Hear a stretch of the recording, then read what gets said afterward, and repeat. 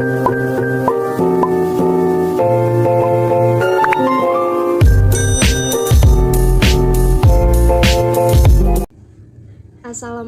warahmatullahi wabarakatuh. Perkenalkan, nama saya Putri Rahmawati, mahasiswa semester 5 malam dari Institut Bisnis Muhammadiyah Bekasi.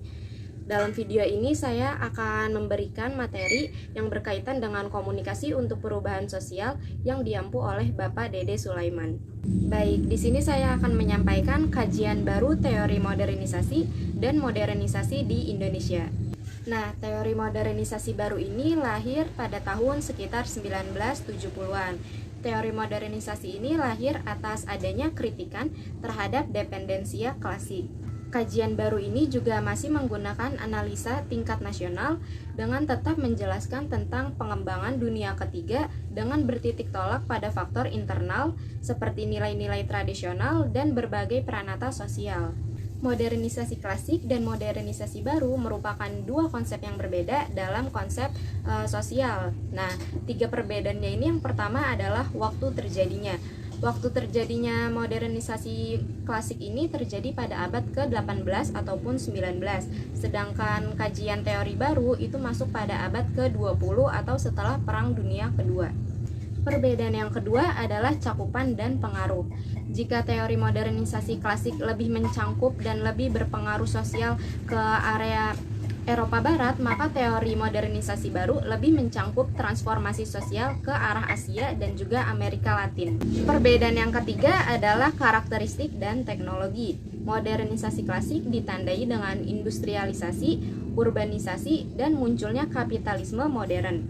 Sedangkan modernisasi baru seringkali melibatkan perkembangan teknologi informasi dan komunikasi global ekonomi serta perubahan dalam struktur sosial dan budaya yang lebih kompleks. Selanjutnya, para pemikir teori modernisasi baru yaitu Dove dalam budaya lokal dan pembangunan di Indonesia. Menurut Dove, tradisional itu artinya bukan terbelakang. Tradisional merupakan proses perubahan ekonomi sosial dan politik dari masyarakat di mana budaya tradisional tersebut melekat. Lalu, Dove pada hasil kajian tentang budaya tradisional Indonesia dengan pembangunan mengkategorikan sebagai 3 kelompok. Yang pertama adalah agama tradisional atau ideologi, yang kedua ekonomi, dan yang ketiga adalah lingkungan hidup. Selanjutnya adalah perkembangan pemikiran modern di Indonesia pasca kemerdekaan. Yang pertama, perkembangan tentang teknologi dan ekonomi. Modernisasi di teknologi di Indonesia dapat kita lihat dalam perkembangan pemakaian teknologi dari semua bersifat sederhana menjadi bersifat kompleks. Dan yang kedua, teknologi dalam setiap sektor kegiatan ekonomi produksi masyarakat Indonesia.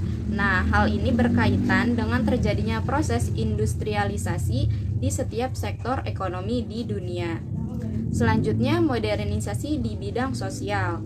Nah, modernisasi di bidang sosial ini mencangkup perubahan cara berpikir dan berperilaku yang lebih rasional, efisien, individual, dan pragmatis untuk mencapai tujuan yang telah direncanakan secara sistematis. Cukup sekian pemaparan materi tentang teori kajian modernisasi baru dan modernisasi di Indonesia dari saya.